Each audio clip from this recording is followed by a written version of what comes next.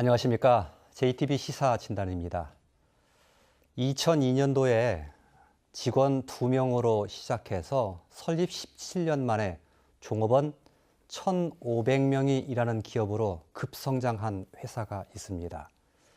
국내 굴지의 기업이라고 할 수 있는 포스코, 또 현대자동차를 제치고 시가총액 국내 3위의 기업으로 기록되기도 했는데, 다들 아실 만한 국내의 한 바이오 기업에 관한 얘기입니다.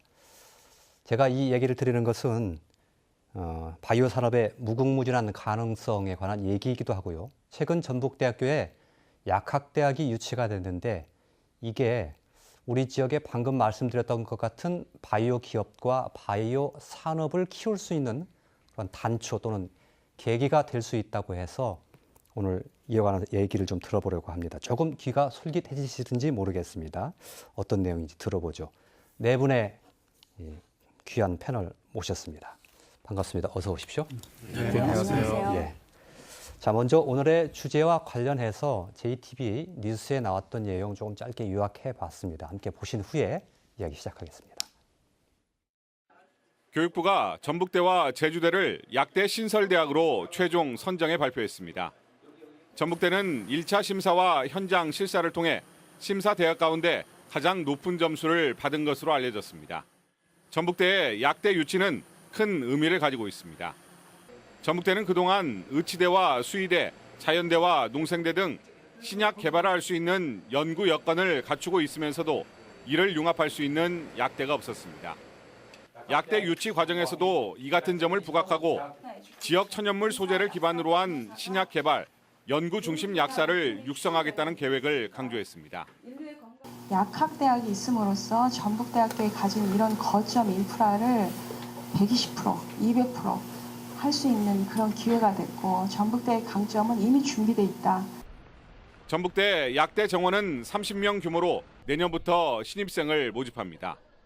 2021년까지는 편입생을, 6년제로 개편하는 2022년부터는 고교 졸업생으로 신입생을 선발하고 지역 인재를 50% 이상 뽑을 계획입니다. 예, 이야기 시작하겠습니다. 저도 솔직히 처음에는 약학대학 하면 그 약국에서 일하시는 우리 약사님들 배출하는 그런 대학 정도로 인식하고 있었는데, 그게 아니라고 합니다. 상당히 큰 의미가 있다고 그러는데, 그 어떤 의미가 있는지 조금 더 자세히 좀 들여다보겠습니다. 유성 의원께 좀 여쭤보고 싶은데, 제가 자료를 뒤져보니까 2017년도 국회 한 포럼에서 4차 산업혁명과 관련해서 이 생명공학 산업, 아주 중요한 산업이다. 그리고 우리 지역에 약대가 유치된다면, 약대가 정원이 배정된다면 우리 지역에 반드시 유치되도록 하겠다라는 말씀하신 적이 있더라고요. 이 전북대 결국 유치가 됐는데 어떤 의미가 있다고 그렇게 보십니까? 어떻든 뭐 30년 수건이라고 합니다만은 우리 지역 전북대학교에 그 약학대학이 이렇게 설립된 것은 굉장히 도민과 함께 반기고 기뻐해야 할 일이다, 이렇게 생각을 합니다. 이번 그 약학대학 유치가 비단 전북대 발전에 그치지 않고 우리 전북 발전에, 특히 전통적인 농도로서 식품, 생물, 생명산업 육성을 주된 목표로 두고 있는 우리 전북 발전에 크게 기여하는 계기로 작용을 했으면 좋겠다, 이런 바람을 가져봅니다.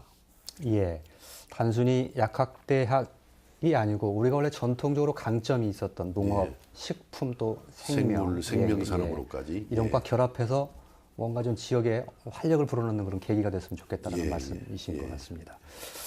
최한정 교수님, 30년 수건 풀으신 거 뒤늦게 축하드리는데, 이렇게 약학대학이 전북대학교에서 수건이라고 부를 만큼 절실했던 그런 이유가 무엇입니까? 사실 그동안 정부랑 모든 연구자가 협력해서 바이올로지 분야에 많은 투자를 했습니다. 예, 바이올로지라는 것은 생물학이랑 농생명 예. 모든 분야에서 많은 투자를 했음에도 불구하고 사실은 그 많은 투자 속에서 핵심은 신약이거든요. 예. 네, 전북대학교 인프라가 모든 것이 다 갖춰져 있는데 일단 신약의 핵심 거점 교육기관이 약대가 없습니다. 그래서 약대를 함으로써 정부가 많이 투자를 했고 전북대학교 가진 거점 인프라를 활용해서 신약까지 도출할 수 있는 단계에 왔다고 생각합니다. 그래서 간절히 그동안 참 많은 애를 썼는데 이제 교육부랑 여러 군데에서 저희를 전북대학 약대에 이제 승인을 해주시고 받아들여줘서 수건 사업이 달성됐다고 하겠습니다. 그러니까 즉 신약 개발을 갈 수 있는 농생명 소재를 기반해서 신약 개발을 갈 수 있는 이제 단초가 풀렸다 이렇게 생각하고 있습니다.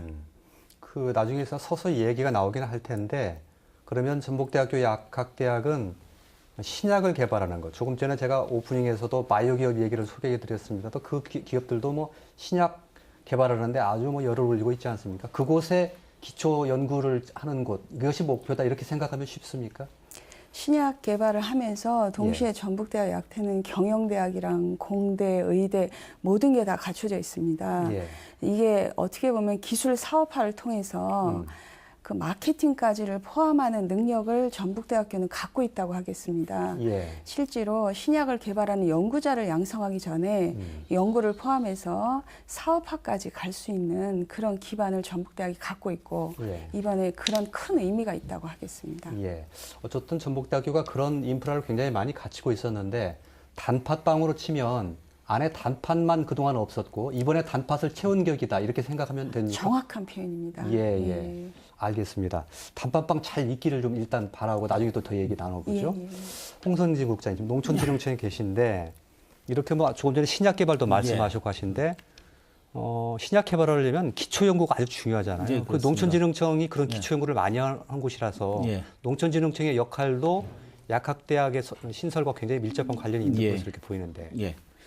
우리 유석엽 의원님께서 전북의 강점이 그래서 좀 농업, 식품, 그다음에 생명 이렇게 이제 말씀하셨지 않습니까?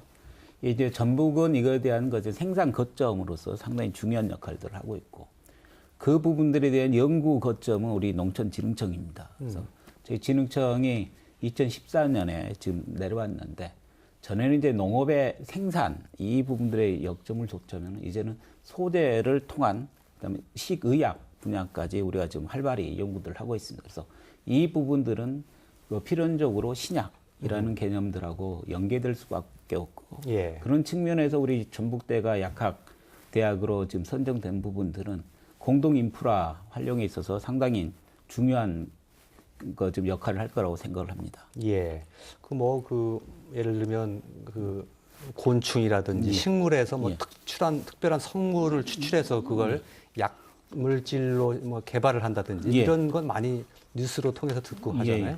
그런 것에 기초 연구를 할 수 있다는 얘기죠. 그렇습니다.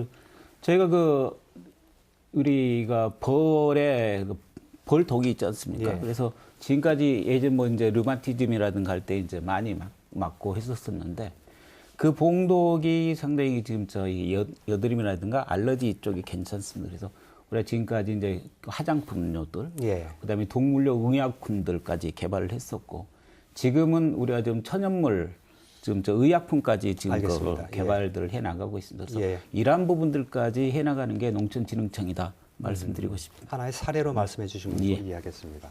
엄정신 부회장님, 약학대학을 졸업하셨고 현재 이제 약국 열어서 운영하고 계시는데 약학인으로서 이런 약대 유치의 의미 어떻게 받아들이십니까?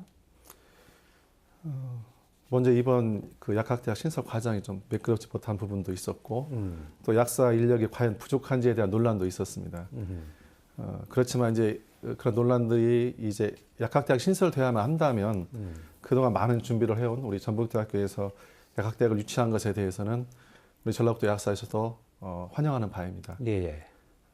그렇지만 이제 전북대 내세우고 있는 그 임상과 산업 연구 분야 약사 육성이라는 신설 취지가 과연 그 뜻하는 바대로 잘 이루어질 수 있겠느냐, 그 부분이 좀 우려스러운 부분들이 많이 있기 때문에 좀 잘 준비되어서 잘 추진되었으면 하는 바람입니다. 나중에 좀 그 부분 천천히 들어보도록 하죠. 지금 그 전에 좀 여쭤볼 게 간단히 기초 상식으로 전라북도에 약국 수가 몇 개나 됩니까? 약국 수는 지금 한 870여 개 정도. 약사분들, 개업 약사분들은 몇 분이나 되세요? 근데 개업을 한 분이 870여 분 되는 그 정도 거고, 이해하면 됩니까? 총 저희 회원 수는 한 1,430명 정도 됩니다. 그러면 전라북도 전체를 놓고 봤을 때 약사가 부족하거나 그러지는 않습니까? 약사가 이제 분야에 따라 좀 다르죠. 좀 개국 분야나 이런 부분에는 어느 정도 좀 충분한 인력이 있는데 예. 이제 병원 약사 부분이나 예. 공공 약사 부분이나 예. 제가 여쭤봤던 산업사 것은 부분 좀 이제 부족하죠. 거리에서 흔히 볼 수 있는 그런 네, 네. 약사분들. 네, 네, 네. 그런 분들은 뭐 그렇게 부족하지 않다 이런 네, 말씀이시군요. 네, 네, 네. 예, 알겠습니다. 약학대학 유치의 의미를 조금 들어봤는데 전북대학교 약학대학이 어떻게 운영될 것인지 간단한 기초 정보를 좀 보고 이야기를 진행하는 것이 좋겠습니다. 예, 화면에 나와 있는데 전북대학교 약학대학 정원 30명을 정부로부터 배정받았습니다. 2020학년도 그러니까 올해 가을이나 말쯤 되겠죠. 이때부터 학생을 모집한다고 합니다. 우리 지역에 인력이 많이 선발돼서 또 이 지역에서 활동을 할 수 있도록 전북 지역의 고등학교 졸업생 등에게 한 절반 정도 50%를 선발의 기회를 먼저 제공할 계획이라고 하고요. 다음 볼까요? 전북대학교 약학대학의 운영 목표, 조금 어려운 얘기가 써져 있는데요. 우수한 산업 약사 그리고 임상 연구 약사를 배출하겠다. 그 뒤에 농생명 산업으로 지역 경제를 활성화하겠다. 지역의 공공 약물을 수행하겠다. 이런 얘기가 써져 있습니다. 좀 어려운데 쉽게 얘기하면 우수한 산업 약사는 두 번째 줄에 있는 농생명 산업과 지역 경제 활성화하고 좀 짝이 맞는 얘기고요. 임상 연구 약사는 세 번째 줄에 있는 지역의 공공 약무 수행 이것과 좀 관련된 얘기가 있습니다. 먼저 공공 약무에 관한 얘기를 좀 먼저 좀 짚어보죠. 최한정 교수께 좀 여쭤보겠습니다. 공공 약사 이런 얘기가 좀 들리던데 공공 약사라는 게 어떤 겁니까? 저희가 제시하는 공공 약사 범위가 예를 들자면 지역에 의료원이 있습니다. 그다음에 지역에 보건소가 있고 그다음에 지역에 병원이 있습니다. 이런 거 특히 국립대병원 포함해서 이거를 공공약무, 공공약류라고 생각을 하며 공공약무에 종사하는 약사가 지역에서 많이 부족하다고 생각하고 있습니다. 그러니까 우리가 이제 자기가 개인으로 문을 사설 약국은 굉장히 많은데 뭐 전북대 병원도 그렇고 어디 지역의 의료원도 그렇고 보건소 같은 곳에서 공적인 약류 서비스를 제공하는 약사 수는 굉장히 부족하다 이런 말씀이신가요? 그렇죠.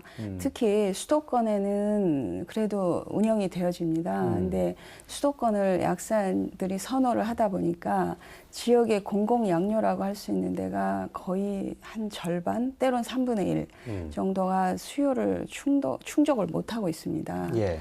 그래서 그러다 보니까 지역에 있음으로써 환자가 누려야 될 어떤 공공약류의 서비스 혜택을 제대로 못 받고 있다고 저희는 보고 있습니다. 예. 이쯤 되면 이런 생각이 드는데 엄정신 회장님, 우석대학교하고 전라북도예요. 원광대 두 곳에서 한 해 80명씩의 약학대에서 졸업생들이 배출되고 있는 것을 제가 알고 있는데 그럼에도 불구하고 이렇게 공공 부분에 약사가 부족하다는 건 조금 잘 이해가 납득이 안 될 수도 있는데요. 어떻게 봐야 됩니까? 네, 일단 제일 중요한 것이 이제 처우가 문제가 되겠습니다. 사실 이 개국이라고 말하는 우리 이제 그 약국가에서의 그 처우하고 사실은 이제 공공 부분이나 이런 부분에서 근무할 때 처우가 차이가 많이 나기 때문에 좀 그쪽으로 진출하지 않는 그런 부분도 있고요. 또 현재 그 2+4 학제로서 지금 그 약학생들을 모집하고 있는데 지역 할당이 지금 현재는 30% 정도가 있거든요. 근데 실제로 보면 사실은 그 30%가 안 되고 있어요. 왜 그러냐면 이 지역에 있는 약대를 들어가기 위해서 일부러 이쪽에 있는 대학을 다닌 거죠. 타지에 있는 사람들이. 그렇게 해서 나오다 보니까 실제로 졸업하고 나면 다 이제 갑니다. 이쪽 지역에 남지 않고. 그러다 보니까 훨씬 더 그런 부족한 현상이 나타나고 있죠. 그러니까 요약해 보자면 그런 공공의료기관에 가서 뭐 취업해서 있는 약사보다 내가 개업을 해서 있는 약사가 훨씬 소득이라든가 이런 게 높으니까 공공 쪽에 잘 가지 않는 데다가 이쪽 원광대학교나 우석대학교 쪽에 학생들이 주로 수도권에 내려와서 공부하고 다시 자기 고향으로 돌아가 버린다 이거죠? 네, 뭐 수도권뿐만 아니라 사실은 전국 경상도 뭐 제주도 많이 옵니다. 알겠습니다. 그래서 공공 부분의 약사가 굉장히 부족하다는 것이죠. 조금 전에 보건소 얘기도 하셨는데 우리 유승우 의원께서도 지역구가 뭐 그 시골 농촌 많이 있지 않습니까? 어촌도 있고요. 그쪽에도 왜 보건소 같은 데 보면 공중 보건의들이 좀 부족하고 이렇게 해서 굉장히 어려움을 겪는 것도 있는데 약사도 지금 부족하다는 말씀이시네요. 지금 아마 일반적으로 특히 우리 그 농촌 지역 또 중소도시 이런 부분은 그런 그 공공 약사들이 주어진 정원을 좀 채우기가 좀 어려울 정도의 그런 부분이 있기 때문에 이런 공공 그런 기능을 할 수 있는 그런 약사를 배출할 필요가 있는데 이걸 어떻게 좀 더 직접적인 장치든 간접적인 장치든 어떻게 해서 그런 공공 분야의 약사가 부족한 부분을 이렇게 확보해 나갈 것이냐. 이것은 또 약대 설립과는 또 별개 차원에서 예. 또 좀 고민을 해야 될 그런 사안이 아닌가 예. 그렇게 생각합니다. 예. 예. 우리가 지금 이 지역에서 약학대 졸업생들을 배출을 하고 있기는 한데 배출해도 뭐 다른 지역으로 가버린다든지 또 개인 약국을 여신다든지 이렇게 선택을 하는 경우가 많기 때문에 공공 부분에 취업을 하거나 그쪽에서 일할 수 있도록 뭔가 뭐 유도할 수 있는 장치, 인센티브 이런 것들이 좀 필요하다 이런 말씀으로 들리네요. 그렇습니다. 뭐 어떤 의무를 부과할 수 있으면 더 좋은데 또 그것이 또 좀 어색하거나 어려움이 있으면은 예. 간접적인 인센티브를 좀 주어서라도 이렇게 유인원은 확보할 수 있는 이런 노력도 같이 고민을 해야 될 것 같습니다. 그것은 전북대 약대의 고민 사항이 아니고 네. 어떻든 전체적인 우리 공공 차원에서 많은 고민도 하고 또 필요하다면 제도 개선도 하고 노력을 해야 될 사항입니다. 예, 예. 예. 전북대학교 병원에서 이거 하면서 만든 통계 자료가 하나 있던데 저희가 좀 받아서 한번 그래픽으로 한번 만들어 봤습니다. 함께 좀 보실까요? 예, 전라북도의 이제 공공 약사 현황을 나타낸 건데요. 예를 들면 전북대 병원의 경우에 공공 약사로 일하실 분이 정원이 47명인데 실제로는 27명밖에 일하고 있지 않다고 합니다. 그래서 충원율이 57%밖에 되지 않고요. 전북 지역의 공공약사, 그러니까 아마 의료원이나 보건소 이런 데를 다 포함하는 것 같습니다. 보건소는 아마 큰 데를 중심으로 근거를 잡았을 것 같은데 정원이 19명인데 현원은 지금 2명밖에 안 돼서 정원이 충원율이 10%밖에 안 된다고 하니까 공공약사가 상당히 많이 부족하다는 것은 실감이 되는 것 같습니다. 글쎄 어떻게 해야 될지 모르겠는데 예를 들면 전북대 병원 같은 경우에 공공약사가 지금 저렇게 부족하지 않습니까? 그러면 약사가 있는 것, 공공약사가 있는 것과 없는 것 어떤 차이가 있습니까? 환자는 어떻게 다르게 대우를 받습니까? 중요한 예가 있는데요. 전북대학교 병원이 최근까지 중환자실이라든가 감염내과, 일부 내과에서 약류 서비스, 그러니까 환자의 컨설팅이라든가 최적의 약물을 찾아내는 최적의 약물, 예. 최적의 약물을 찾아내는 서비스를 수행을 하다가 이제 약사 수가 부족하니까 그 업무를 중단한 경우가 좀 있었습니다. 그러니까 실제로 이렇게 응급적으로 가장 최적의 약물을 찾아내야 되고 또 부작용을 모니터링해야 되고 아주 긴급하게 돌아가는 게 중환자실입니다. 예. 아마 여러분도 응급센터나 응급실에 와보면 어떤 일이 벌어지고 있는가를 아실 수 있을 텐데요. 그러니까 중환자실은 응급실보다 더 심한 환자가 있다고 생각을 해야 되는데 항생제 하나 들어갈 때 그 약물이 굉장히 중요합니다. 어떤 약물을 선택할 건가. 물론 현재 의사가 잘하고 있죠. 의사 선생님들이. 근데 거기에서 약에 대한 그 6년 동안의 그 집약된 교육 커리큘럼 하에서 양성된 약사가 약을 모니터링 해주고 약으로 인한 부작용 때문에 사실은 환자가 오히려 더 나빠지는 사례가 얼마든지 있거든요. 예, 예. 질환이 아니라 예. 약의 관점에서 볼 수 있는 사람이 사실 필요합니다. 예. 근데 그 업무를 수행하려면 적어도 57명이나 47명의 TO가 채워졌어야 되는데 예. 지금 약사들이 아까 우리 말씀하셨듯이 처우라든가 여러 가지 때문에 이게 특히 지역의 병원을 선호하지 않습니다. 채워지지 않으니까 거의 기본 업무, 약을 조제하는 업무, 그 이상의 역할까지를 할 수가 없으니까 예, 예. 그 궁극적인 피해는 환자한테로 간다고 하겠습니다. 그래서 공공약사는 정말 특히 공공병원 같은 경우는 3차 진료기관으로 예. 정말 꼭 필요하고 약을 거의 노인이나 이런 분들은 거의 약을 10가지 이상을 복용하는 사례가 많아요. 예, 예. 그런 약의 관점에서 계속 지키고 모니터링할 당사자가 약사인데 예. 그 약사 수요를 충족을 못하고 있는 것은 지금 지역적으로도 참 큰 현안이라고 하겠습니다. 예. 우리가 흔히 뭐 진료는 의사에게, 약은 약사에게 이런 문제를 예, 많이 예, 썼잖아요. 예. 근데 약은 약사에게라는 부분이 지금 약도 의사가 지금 담당하는 그런 형국이 벌어지고 있다고 지금 말씀하시는 거예요. 의사가 최종의 최종의 결정 권자죠. 그래서 의사가 모든 책임을 지고 하는 건 맞는데 예. 의사 업무가 참 막중합니다. 예. 그래서 그 중환자실에서 환자의 약물 치료라든가 세세한 사항까지를 의사가 모든 걸 컨트롤해야 되는 건 맞는데 예. 의사 한 사람한테 모든 걸 집약하다 보면은 사실은 빈 구석이 있을 수가 있습니다. 그래서 약사가 필요한 거고 약사의 전문 직능으로 약물의 컨설팅 알겠습니다. 그것을 예. 해줘야지만 이게 사실은 제대로 돌아가는 의료라고 하겠습니다. 이게 비었다는 것은 공공 양료 서비스에 큰 차질이 있다고 예. 하겠습니다. 한 가지만 짧게 더 여쭤보죠. 조금 전에 유성영 의원께서도 이제 시골 농촌 지역에 보건소나 이런 데에서도 약사가 공공약사가 없기 때문에 굉장히 문제가 많다고 하셨는데 그런 보건소 같은 곳에도 보통 공중보건의가 배치돼서 활동하는데 공공약사가 있는 거하고 없는 거하고 굉장히 좀 차이가 있을 수 있나요?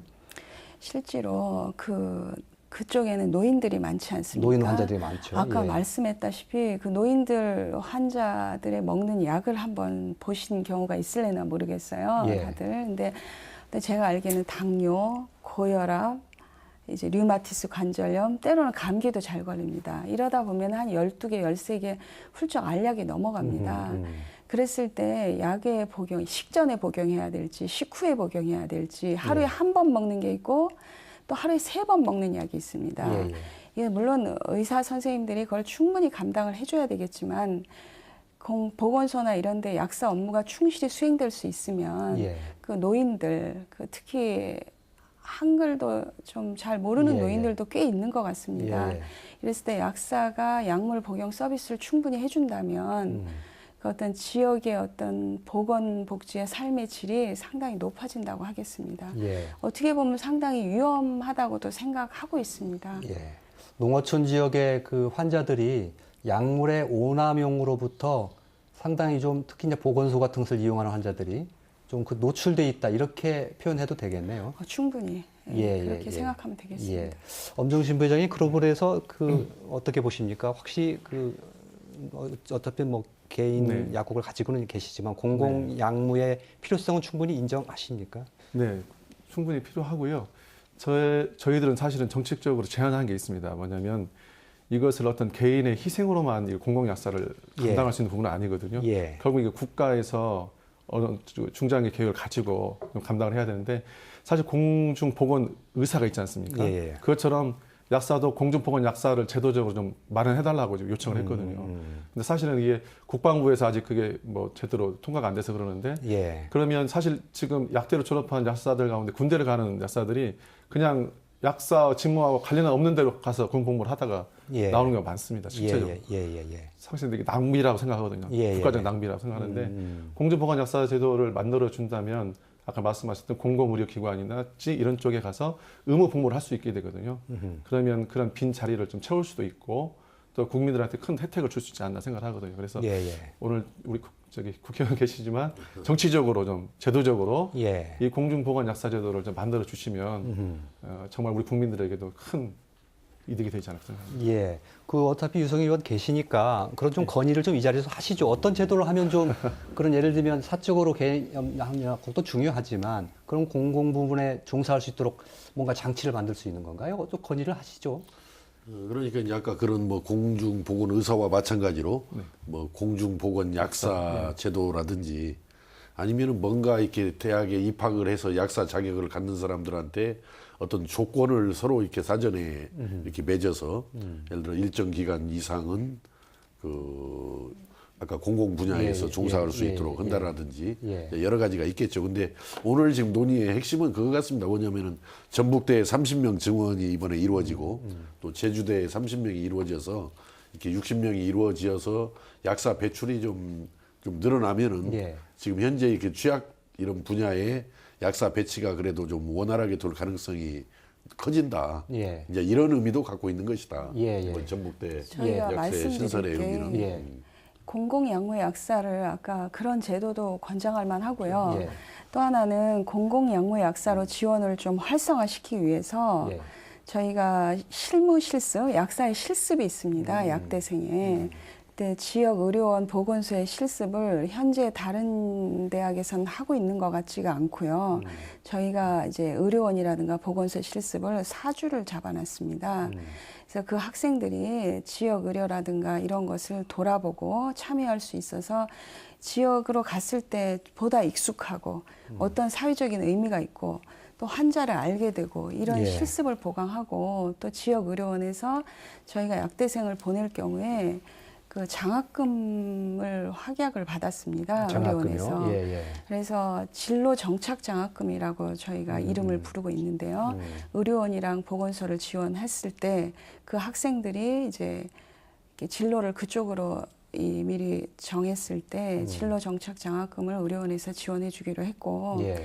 이런 여러 가지 시스템을 통해서 지역 인재들이 지역에서 환류해서 예. 지역 의료에 기여할 수 있는 그런 교육 과정이랑 시스템을 전북대 약대가 지금 갖추고 있다고 말씀드리고 싶습니다. 알겠습니다. 그 뭐 학생 신분으로 있을 때 장학금 혜택을 주고 대신 이 지역에 뭐 어느 정도 일정 이상 일할 수 있는 그런 예, 예. 조건으로 한다든지 이렇게 그런 제도를 만들어가는 게 필요하다 이제 이런 말씀으로 들렸고 저희는 예. 이미 이제 그 의료원과 협약이 끝난 상태고요. 약대가 이제 개설된 시점부터 그 체제는 운영되고 진로 정착 지도에 지금 시스템적으로 많이 좀 노력을 할 예정입니다. 이건 전라북도 지역뿐만 아니라 뭐 서울이라든가 수도권 외에는 다들 비슷한 현상이기 때문에 국회 차원에서도 정치권에서 좀 논의가 필요한 부분이 아닌가 그런 싶은 생각이 예. 필요하고 특히 이번에 이제 신설된 전북대의 경우에 그 졸업하고 나서 개업을 하는 경우로 가기보다는 예. 아까 같이 공공 분야라든지 아니면은 산업체 연구약사로 이렇게 간다든지 이런 부분으로 갈 수 있도록 그 커리큘럼이라든지 아까 같이 장학제도도 설명을 했지만 그런 부분을 좀 더 긴장해서 좀 타이트하게 해서 여기서 배출했는데 개업으로 간다 하면 개업은 현재 지금 딱 그 좀 넘어섰다라는 거 아니에요. 지금 과잉이라는 이야기이기 때문에 이제 그러지 않도록 좀 세심하게 교과 과정이라든지 또 운영 방식을 이제 정할 필요가 있죠. 그래서 그리고 이제 앞으로 국회에서 이제 좀 제도 개선 차원에서 노력해야 할 부분들은 오늘 주신 말씀들 포함해서 나라 전체의 또 문제를 해결하도록 노력을 해야 되겠고. 예. 알겠습니다. 예. 내가 공중 쪽으로 가더라도 개업을 하는 것 못지않게 충분한 긍지와 자긍심도 있고 또 소득 부분에서도 난 뒤처지지 않습니다라고 하는 그런 장치를 좀 만들어줄 필요가 있을 것 같습니다. 고민하겠습니다. 예, 예. 해서 예, 알겠습니다. 다음 부분으로 좀 넘어가야 될 텐데 그에 앞서서 지금 우리가 지금 무슨 얘기하고 있나 좀 위치 좀 파악하기 위해서 조금 전에 들여다봤던 그 그래픽 화면 한번 잠깐 좀 보여주시죠. 전북대학교 인력 양성 목표 관련해서. 예, 예. 다음 그래픽이었죠 아마. 예. 예, 저희가 지금 그 임상연구 약사와 짝이 있는 지역의 공공 약물 수행에 관련된 얘기를 좀 했었고요. 이 다음으로 지금 저기 첫 줄에 있는 우수한 산업 약사 및 농생명 산업으로 지역 경쟁 활성화. 이게 이제 한 짝인데 이 부분에 관해서 남은 시간을 할애해서 좀 이야기를 하겠습니다. 처음에 공공 약사에 대한 뜻을 여쭤봤듯이 최한정 단장님께 산업 약사는 뭐냐고 또 여쭤봐야 되겠습니다. 예. 산업 약사는 현재 정확한 정의가 사실은 확립돼 있지는 않습니다. 근데 전북대학교가 약대를 유치하는 게 한 4년 반 동안 약대 유치를 위해서 달려왔습니다. 그 과정에서 연구를 많이 해왔는데요. 전북대학교가 지향하는 산업 약사를 좀 설명을 하겠습니다. 산업 약사라는 개념은 단지 제약회사에서 어떤 업무에 종사하는 약사도 산업 약사가 되겠지만은 그런 약사가 아니라 약의 기초 지식부터 시작해서 중간에 약의 제형이라든가 약의 임상의 활용, 임상 시험, 그다음에 약의 활용 방안, 약의 마케팅까지를 이해하고 전 주기적으로 리더십을 가지고 이해하고 그것을 창업까지 연결시킬 수 있는 것을 예. 지향한다라는 것이 저희가 가지고 있는 산업약사의 정의입니다. 예, 예. 좀 세분화해서 얘기하면 조금 생소한 말이 될 수 있겠지만 예. 사업화 약사, 예. 또 우리 흔한 말로 창업 약사가 되겠습니다. 예, 예, 예. 전북대학교가 4년 반 동안 고민했던 게 뭐냐면 정말 제약업에 기여하고 있는 약사를 길러야 되는데 제약업이 전북 지역에 사실 몇 개 제약사가 있긴 하지만은 많지 않습니다. 예, 예. 그러니까 어떻게 하면 이 전북도 이 농생명 소재의 우수한 인프라를 바탕으로 제약, 특히 바이오 제약업을 어떻게 선도하는 분위기를 우리가 만들 수 있는 것인가 했을 때 이번 기회를 활용해서 예. 무엇을 지향하냐면 이제 농생명 소재가 많이 있지 않습니까? 예. 농진청도 많은 얘기를 예. 하셨고 그리고 실제로 지자체에서 각각 농생명 소재가 상당히 개발된 게 예. 많습니다. 예. 이건 이미 기능이 규명된 거거든요. 그랬을 때 약대가 왔을 때는 그 약대는 이것을 한 단계 도약해서 알겠습니다. 신약으로 할 수 있는 이런 사업화 약사를 저희가 만들어 보도록 예, 예, 하겠습니다. 예. 제약회사 또는 바이오 기업에 종사하는 인력도 중요하지만 뛰어넘어서 창업까지 가는 그런 단계의 인력을 양성해내겠다 이런 거거든요. 조금 전에 그 공공약사의 부분에 대한 얘기를 좀 집중하느라고 우리 홍성진 국장님이 말씀하실 기회가 좀 많이 없었습니다. 이 좀 기회를 좀 드려야 될 텐데 예. 이렇게 그 바이오 쪽에 뭔가 모험을 하고 창업을 하고 하는 이런 그 학생들을 많이 배출할 욕심을 가지고 예, 있다고 예. 하시는데 이렇게 할 때 연구 인프라가 제공하는 기회도 굉장히 중요하겠죠? 예, 그렇습니다.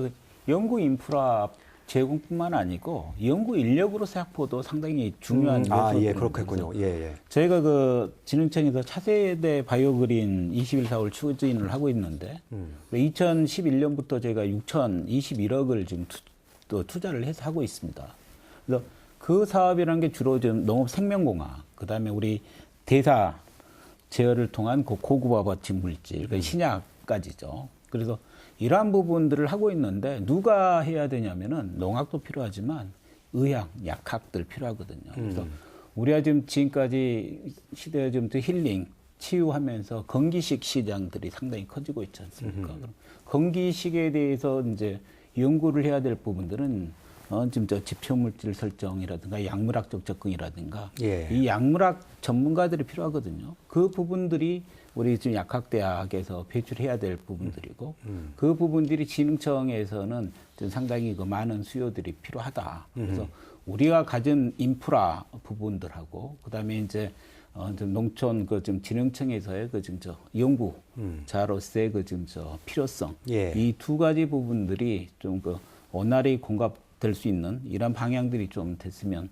좋겠다는 생각들도 있고요. 예. 또 저희가 봉독 좀 말씀드렸지 않습니까? 예. 여든 치료제. 예. 그러니까 그 부분들 봉독이 봉독이라는 것은 예, 벌독, 벌독, 벌침에서 이제 사는데 그 부분들이 기능들이 이루어지려고 그러면 내부에서 약물학적으로 이게 되지 않습니까? 예, 예. 벌독이 우리 르마티스 출현다든가 우리 대지에 대해서 이제 질병에 대한 저항성을 높인다든가 우리 사람에 대해서 여드름도 이제 치료한다든가 할 때 이 부분들에 대해서는 말씀드린 대로 약학을 전공한 사람들이 같이 좀 접목을 했을 때 상당히 시너지가 크게 나타난다 이렇게 보고 있습니다.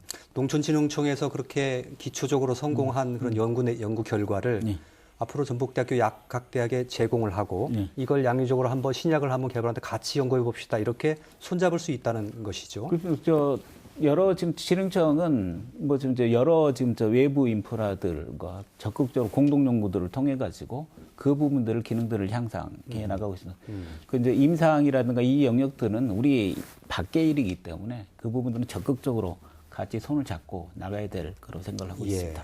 농촌진흥청 전라북도에서 큰 그 국가기관인데 사실 농촌진흥청 말고 우리 유성 의원이 지역구로 있는 정읍에도 상당히 연구 기능들이 상당히 많이 있는 것으로 알고 있습니다. 그 의원님 좀 소개 좀 해주시고 어떻게 좀 활용하는 것이 좋겠는지 좀 지혜를 좀 들려주시죠. 우리 정읍의 첨단 방사선 연구소, 또 생명공학 연구원 전북 분원, 특히 또 제약과 직접적으로 관련이 있는 안전성 평가 연구소 흡입 독성 시험 본부가 있는데 그 부분은 더 전문가가 우리 최한정 교수님이시기 때문에 좀 그 연계성을 좀 설명을 최 교수님이 하셔야 더 정확할 것 같습니다. 아, 그래요. 최 교수님 좀 부탁드릴까요? 예. 정읍에 있는 그런 연구 시설이 집약 꽤 돼 있지 않습니까? 예. 집적화돼 있는데 상당히 전북대 약대로서는 이게 서로 협업하는데 중요한 구실을 하겠죠?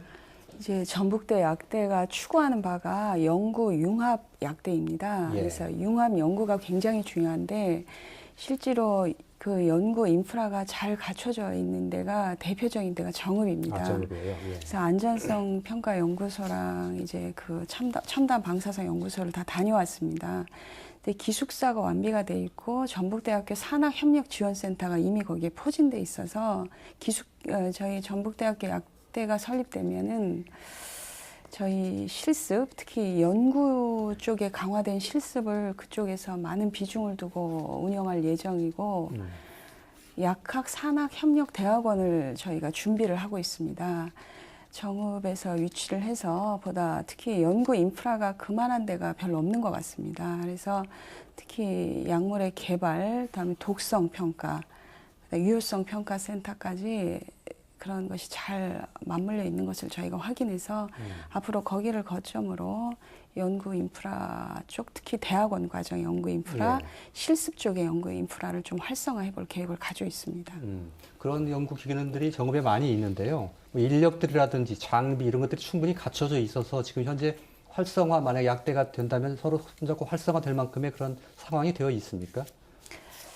지금 뭐 100%라고는 말할 수는 없지만은 앞으로 이제 유성애 위원장님이 활동해서 정읍에 더 많은 인프라를 가져올 거라고 생각하고요. 예.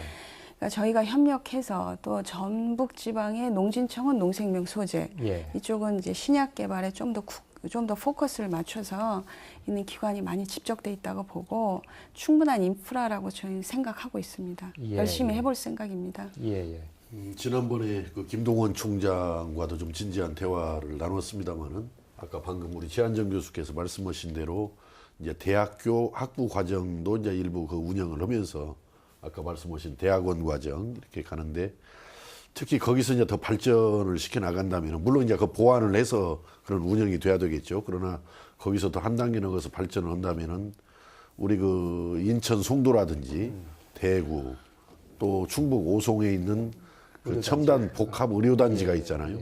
근데 그것이 이제 대구에 있고 저쪽 인천 그 수도권에 있고 또 이제 중북에 있으니까 우리 호남권의 첨단 복합 의료단지를 우리가 구상해서 추진한다면은 그렇게 전북대 약대와 정읍에 있는 기존 연구소들 하고 또 거기다 또 필요한 어떤 시설이라든지 연구소를 더 합쳐가지고 예. 그 정읍을 첨단 복합 의료단지로 육성해 나갈 수 있는 여러 가지 요건을 지금 갖추고 있기 때문에 예. 앞으로 저도 뭐 제 지역구입니다만은 정읍이 또 정읍과 전북대가 더 긴밀하게 협의해서 그것은 뭐 꼭 우리 정읍만을 위한 일은 아니고 그렇습니다. 전라북도 나아가서는 우리 국토 서남권에 예. 복합 의료단지를 정읍을 중심으로 이렇게 만들어 나가면은 좋겠다 예. 이런 생각을 갖습니다. 예, 알겠습니다.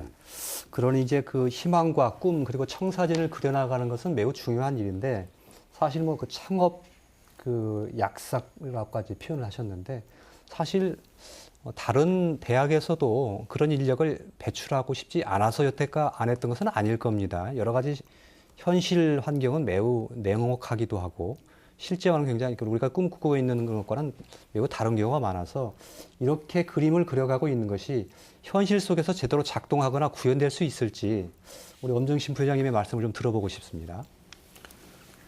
네, 아까 말씀하신 하드웨어적인 부분들을 많이 말씀하셨는데 실제로 이제 그런 것이 갖춰져 있다 할지라도 이 소프트웨어가 제대로 돼 있지 않으면 이게 무용지물 되거든요. 예. 예, 그런 부분들이 좀 어떻게 잘 누가 주체가 되어서 할 것인지에 대해서 좀 잘 어떤 결정이 되어지고 이루어졌으면 좋겠다는 생각이고요.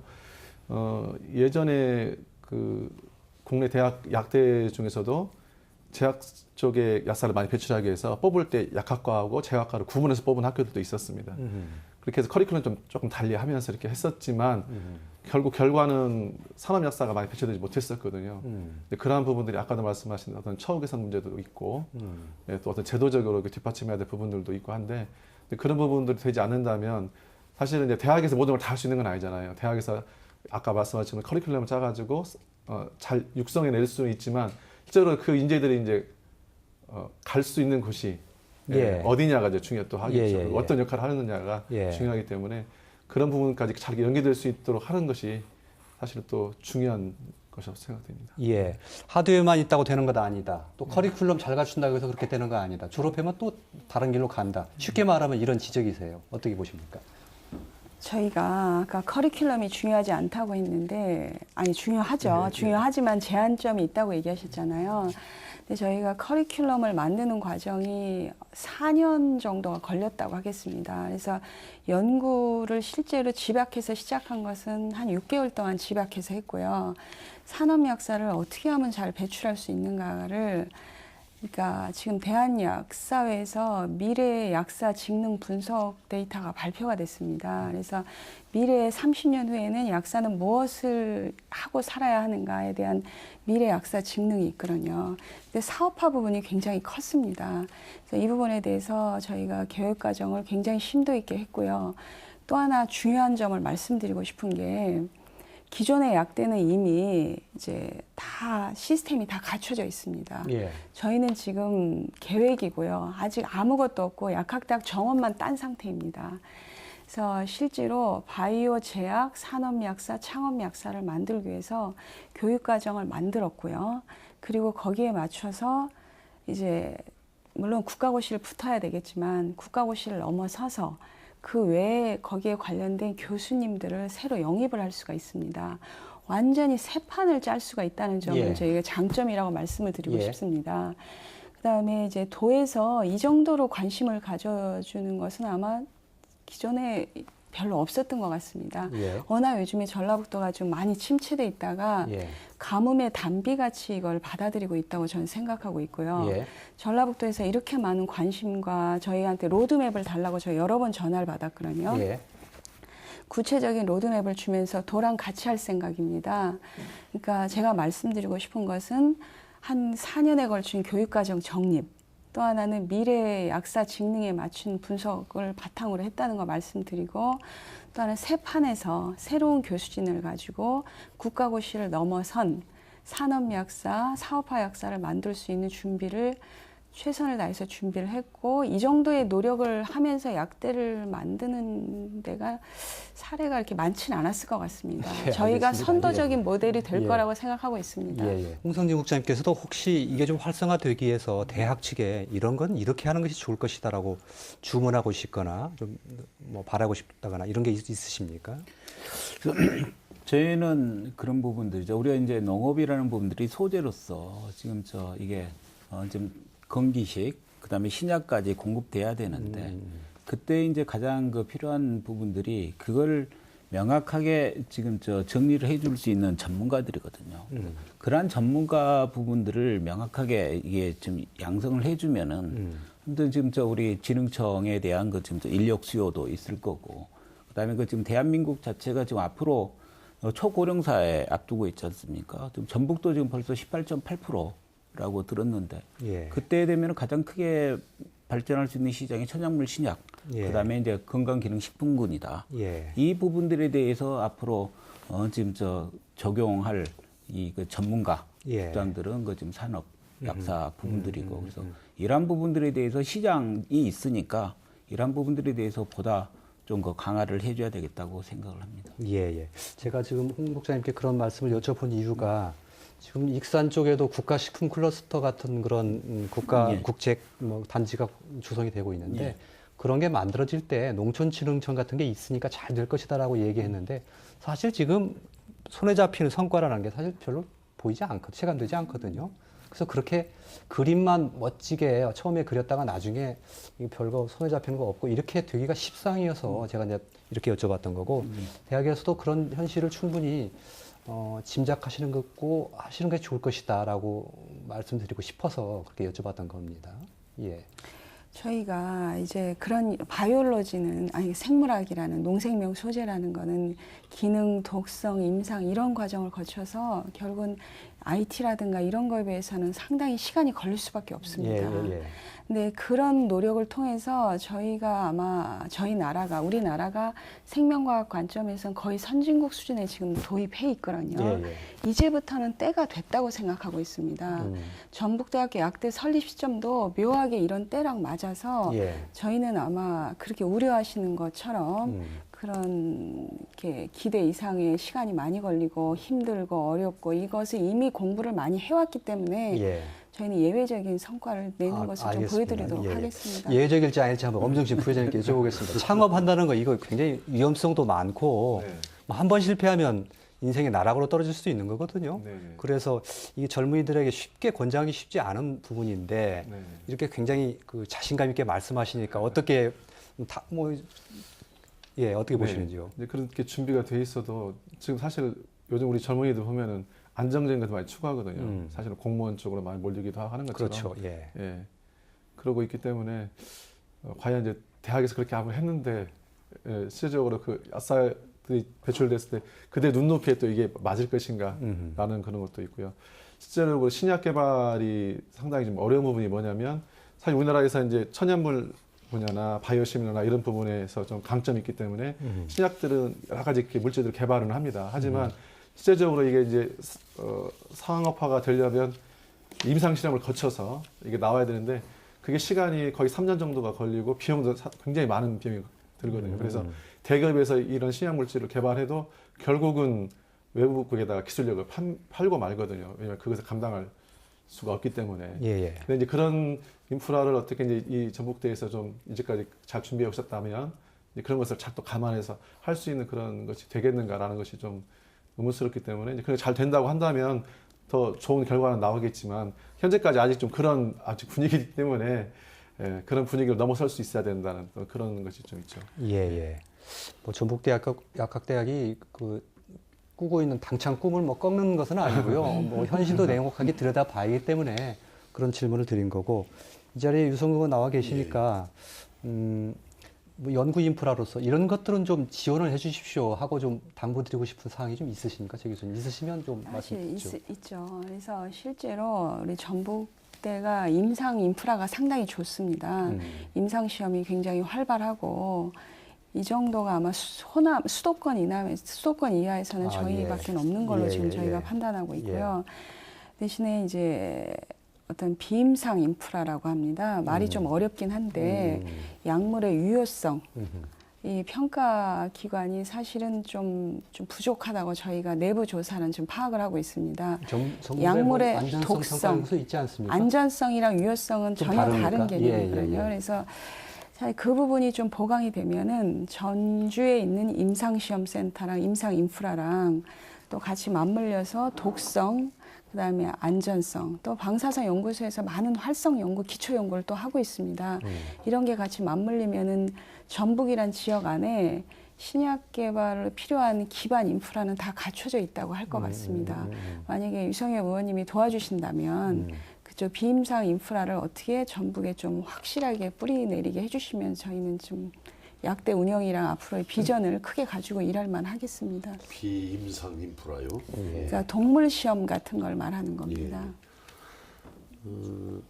어떻든 저는 뭐 우리 그 전북대학교가 이번 일을 추진하는 과정에서 우리 최한정 교수님이 아마 유치 추진 단장을 맡으셨는데 그 어떻든 그 열정도 있으시고 아주 논리 개발도 철저히 하시고 저한테도 수시로 그 자료를 제시해 주시고 그랬는데 아마 그런 그 마음으로 열심히 노력해 나가면은 이번에 어렵게 결실을 맺은 전북대 약대는 아주 성공적으로 갈 수 있을 것이다 이렇게 보고 또 방금 뭐 건의하신 비임상 인프라 구축 문제 등 이런 부분도 또 우리 지역 출신 또 국회의원들과 함께 정치권과 함께 챙겨나가도록 그렇게 노력을 하겠습니다.